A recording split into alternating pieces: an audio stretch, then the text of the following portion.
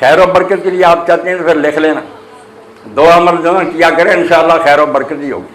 یا مغنی 1100 مرتبہ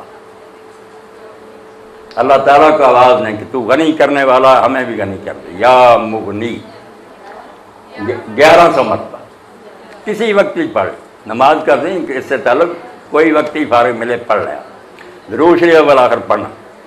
اور دوسرا اللہ صمد، اللہ صمد 1001 بار، یہ تو ہر مشکل کا حل ہے، کوئی مسئلہ آپ کا ہوگا انشاءاللہ حل ہوگا۔ اللہ صمد 1001 اور ضرور شریف اول آخر 11 مرتبہ، خیر کرے گا اللہ پاک۔